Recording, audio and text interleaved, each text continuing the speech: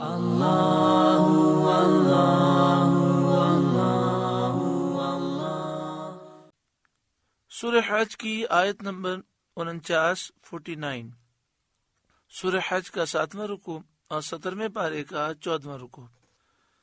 اللہ رب العالمین نے ارشاد فرمایا، قل اے محبوب آپ فرمائیے، یا ایھا الناس اے لوگوں، انما انا لکم نذیر مبین، میں تو یہی تمہارے لیے واضح ڈر سنانے والا ہوں۔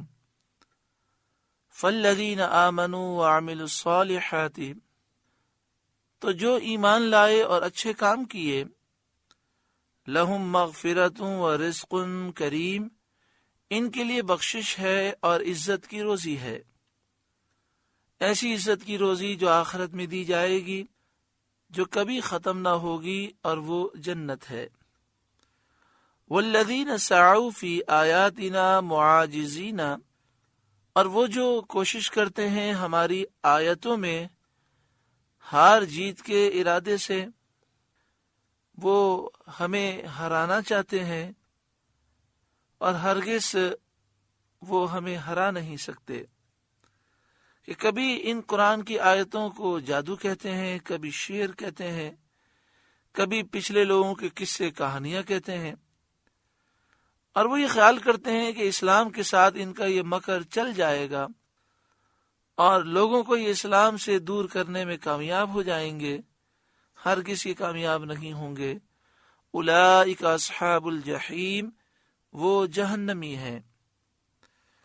وما ارسلنا من قبلک من رسول ولا نبی الا اذا تمنى القى الشیطان فی امنیتہ، اور ہم نے آپ سے پہلے جتنے رسول یا نبی بھیجے سب پر یہ واقعہ گزرا ہے کہ جب انہوں نے پڑھا تو شیطان نے ان کے پڑھنے میں لوگوں پر کچھ اپنی طرف سے ملا دیا۔ 1,24,000 کم و بیش اللہ نے نبی بھیجے۔ اللہ ہی صحیح تعداد کو جانتا ہے۔ ان نبیوں میں سے 313 رسول ہوئے۔ نبی اور رسول میں فرق ہے۔ ہر رسول نبی ضرور ہے، لیکن ہر نبی رسول نہیں۔ یعنی نبی تو تقریباً 1,24,000 کم و بیش نبی ہیں، ان میں سے 313 رسول ہیں۔ رسول شرع کے واضح ہوتے ہیں، وہ شرعی احکام میں تبدیلی فرماتے ہیں، ان پر کتابیں نازل ہوتی ہیں یا صحیفے نازل ہوتے ہیں، یا وہ کوئی شرعی حکم میں تبدیلی فرماتے ہیں، شرع کے وہ واضح ہوتے ہیں، اور نبی اس شریعت کے حافظ ہوتے ہیں، نگہبان ہوتے ہیں۔ تو بعض نبی وہ ہیں جو نبی بھی ہیں اور رسول بھی ہیں۔ پہلے تو یہ سمجھ لیں کہ سارے نبیوں میں افضل وہ ہیں جو نبی بھی ہیں اور رسول بھی ہیں، اور وہ 313 ہیں۔ ان 313 میں افضل اولو العزم رسل ہیں، اور وہ 5 ہیں۔ نبی اکرم صلی اللہ علیہ وآلہ وسلم، حضرت ابراہیم، حضرت موسیٰ، حضرت عیسیٰ اور حضرت نوح۔ ان سارے نبیوں میں سب سے افضل جو ہیں، سارے رسولوں میں بلکہ ساری مخلوق میں جو افضل ہیں، وہ آقا دو جہاں نور مجسم سید عالم صلی اللہ علیہ وسلم ہے۔ پھر اس کے بعد حضرت ابراہیم علیہ السلام کا درجہ ہے، پھر حضرت موسیٰ اور عیسیٰ علیہ السلام کا درجہ ہے، پھر حضرت نوح علیہ السلام کا درجہ ہے، پھر دیگر رسولوں کا درجہ ہے، پھر نبیوں کا درجہ ہے، پھر فرشتوں کے درجات ہیں، اس طرح اولیاء کے درجات ہیں۔ یہ بات یاد رکھیں کہ حضرت صدیق اکبر رضی اللہ تعالیٰ عنہ کے بارے میں یہ امت مسلمہ کا اجماعی مسئلہ ہے کہ تمام نبیوں کے بعد حضرت صدیق اکبر رضی اللہ تعالیٰ عنہ افضل و اعلیٰ ہیں۔ جب سورۃ النجم نازل ہوئی تو سید عالم صلی اللہ علیہ وآلہ وسلم نے مسجد حرام میں اس کی تلاوت فرمائی، اور بہت آہستہ آہستہ آیتوں کے درمیان وقفہ فرماتے ہوئے ایک آیت پڑھ کر آپ تھوڑی دیر رک جاتے، جس سے سننے والے غور بھی کر سکیں اور یاد کرنے والوں کو یاد کرنے میں مدد بھی ملے۔ جب آپ نے آیت پڑھی وَمَنَاةَ الثَّالِثَةَ الْأُخْرَى تو حسب معمول آپ نے وقفہ فرمایا. اب یہاں پر مشرکین کے ایک بت منات کا رد کیا گیا. جب آپ نے وقفہ کیا تو شیطان نے مشرکین کے کان میں اس سے ملا کر 2 کلمے ایسے کہہ دیے جن سے بتوں کی تعریف نکلتی تھی. جبریل امین نے سید عالم صلی اللہ علیہ وآلہ وسلم کی خدمت میں حاضر ہو کر یہ حال عرض کیا. اس سے نبی اکرم صلی اللہ علیہ وآلہ وسلم کو افسوس ہوا، رنج ہوا.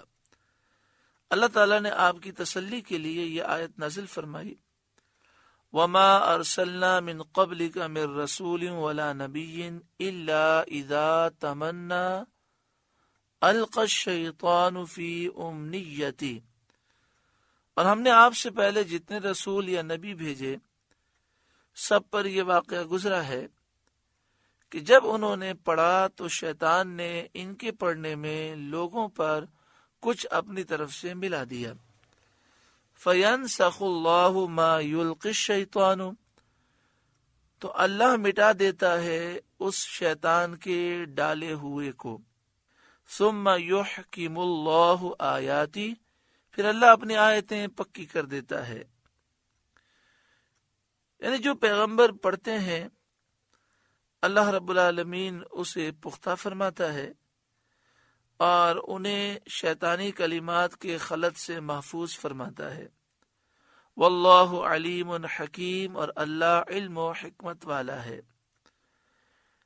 لیجعل ما یلقی الشیطان فتنة للذین فی قلوبہم مرض، تاکہ شیطان کے ڈالے ہوئے کو فتنہ کر دے ان کے لیے جن کے دلوں میں بیماری ہے.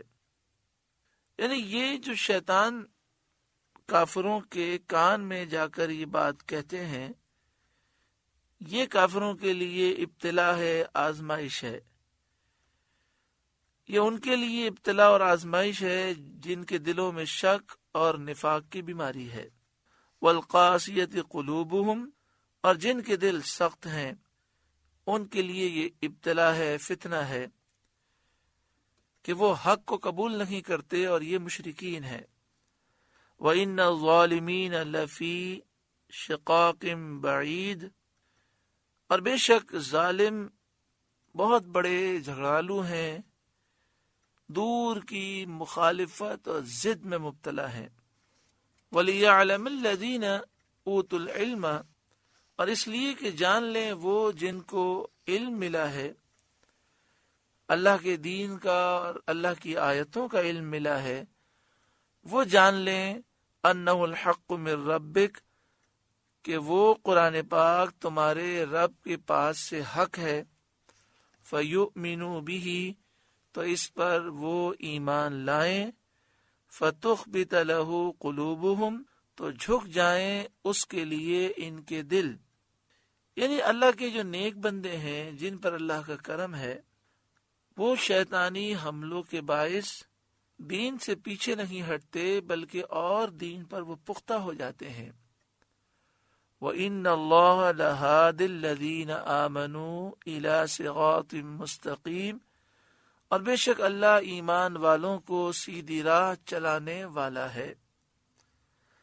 وَلَا يَزَالُ الَّذِينَ كَفَرُوا فِي مِرْيَةٍ مِّنْهُ، اور کافر اس قرآن سے ہمیشہ شک میں رہیں گے.